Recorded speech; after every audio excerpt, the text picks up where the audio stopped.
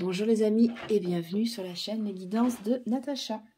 On se retrouve pour de nouvelles vidéos, donc des guidances pour ce mois d'avril. Je n'en avais pas fait depuis un certain temps, donc là j'ai décidé de reprendre. Je vous invite justement à aller voir ma page Facebook pour découvrir mon univers, mes créations si vous ne me connaissez pas. Voilà, vous trouverez tout ce que je fais, tout ce que je réalise, notamment les bracelets vibratoires. Et sans plus attendre, on va commencer justement ces guidances pour ce mois d'avril, signe par signe. J'en ai déjà réalisé 3, donc on va voir quel est le signe qui se présente à la suite. Alors avec plusieurs supports, bien évidemment, j'utiliserai des cartes, des oracles, mais également des oghams que vous avez vu juste avant que je les rentre dans le pochon. Allez, on y va. Le prochain signe concerné, ce sont nos amis Taureaux. On y va. Allez, j'utilise l'oracle Origine, un oracle que j'ai découvert il y a quelques temps, mais que j'aime bien par sa forme originale, sa forme arrondie. Et le tirage va prendre également cette forme de cercle. L'avantage des cartes, c'est qu'elles glissent très bien. Elles sont très agréables au toucher. 4, 5 et 6.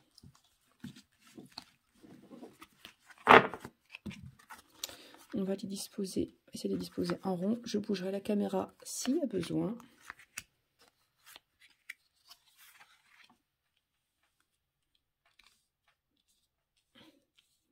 Et en fait, j'en ai plus que 6.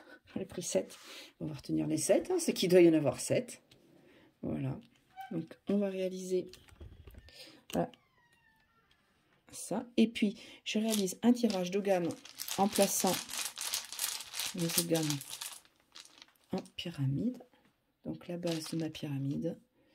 Tac. Et tac.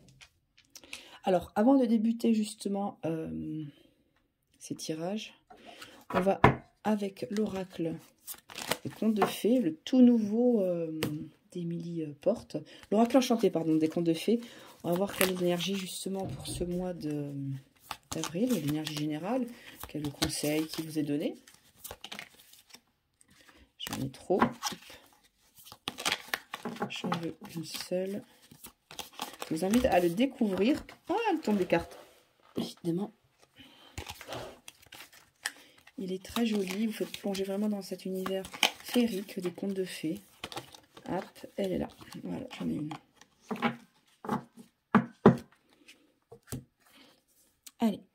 C'est la carte des petits cailloux. Alors, ça va vous faire penser à la carte du petit poussé, justement. Peut-être que vous êtes en train de semer, justement, vous avancez sur quelque chose, mais vous avez besoin de baliser le terrain.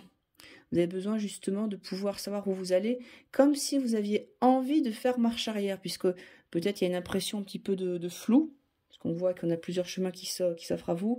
Donc pour pouvoir revenir en arrière, au cas où ça ne marcherait pas, et ben vous balisez, c'est comme si vous prévoyez des points d'étape, ou des choses justement peut-être intermédiaires. Je pense qu'il va falloir de toute façon utiliser votre discernement, votre intelligence et faire des points d'étape. C'est un petit peu ça ce que je ressens durant ce mois d'avril. Il y a des choses nouvelles qui se mettent en place, mais vous réalisez des points d'étape pour pouvoir justement voir un petit peu où vous en êtes et éventuellement faire justement ce demi-tour s'il y a besoin. On va regarder les cartes qui sont sorties. Donc la sororité...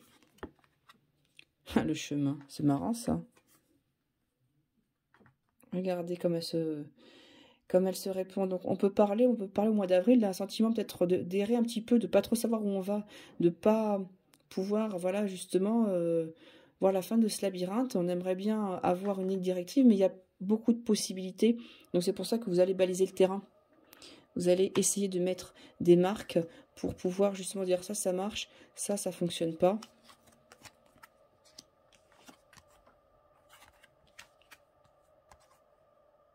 Automne.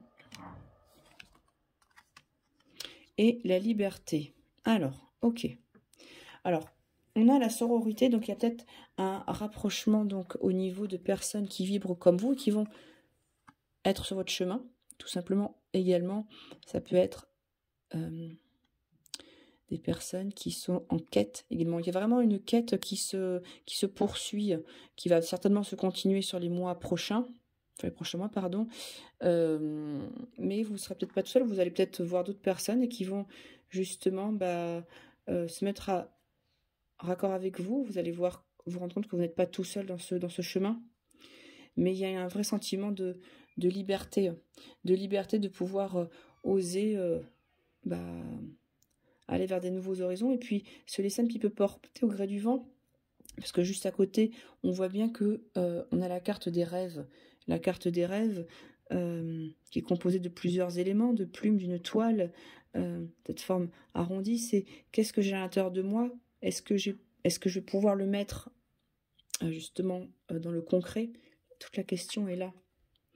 Et je pense que oui, que même si vous hésitez sur plusieurs choses, ce qui est au plus profond de vous, vous allez pouvoir le mettre en application, commencer à le matérialiser, mais en vous autorisant peut-être un vent de liberté et en vous affranchissant de certains codes, tout en sachant, je pense que ce chemin, ce bout du chemin, vous allez le voir arriver plutôt sur l'automne. Ça va se poursuivre justement ce cheminement intérieur jusqu'à l'automne. Alors en effet, je parlais de la période de l'automne, qui va être une période justement favorable à ce changement, à cette transformation. Avec la carte de liberté, on y voit également un sentiment d'indépendance et d'autonomie, parce que la plume, elle vole un petit peu, elle est plus attachée, et elle permet d'aller là où le vent l'amène, justement. Cette hésitation sur les chemins va pouvoir peut-être prendre corps par la méditation. Ça veut dire qu'en arrivant à se poser, on va pouvoir trouver des solutions, tout en sachant que ça se fera avec beaucoup de douceur. Les choix qui devront se faire se feront avec beaucoup de douceur, parce qu'on a la carte de la sororité qui nous parle de féminité, de douceur. Alors comme je dis, il peut y avoir des rencontres avec des personnes qui sont dans les mêmes attentes, dans le même cheminement. Et dans tous les cas, ces rêves, cette part peut-être inconsciente qui va commencer à se matérialiser, va permettre ça va permettre de travailler sur nos doutes, sur notre confiance en nous, à pouvoir être là, en ce monde, et à se réaliser pleinement. Allez, on regarde les ogames. Alors, ils sont très intéressants. Là, sur la base de ma pyramide, j'ai le peuplier et l'if. Le peuplier, c'est vraiment celui qui apporte la parole. Vous allez communiquer sur votre nouvelle façon de faire, sur qui vous êtes. Il y a des choses à dire parce que votre expérience, votre ancrage dans l'instant présent va permettre d'être diffusé. Donc, certainement que les choix se feront en pleine conscience et vous y retrouvez pleinement votre force. Donc, je pense que ce mois d'avril, oui, parce que ça c'est l'ogame du chêne, j'ai oublié de vous le dire, ce mois d'avril va ouvrir un nouveau champ d'horizon, un nouveau champ des possibles avec plusieurs chemins, vous voyez, qui peuvent se dessiner, mais en vous centrant et en écoutant quelque part vos rêves, en les laissant s'exprimer, vous allez trouver tout ça. Et ça commencera à se mettre définitivement en place justement à l'automne. Voilà les amis, écoutez, j'espère que la guidance vous aura plu. N'hésitez pas à me laisser un commentaire et moi je vous dis à très vite.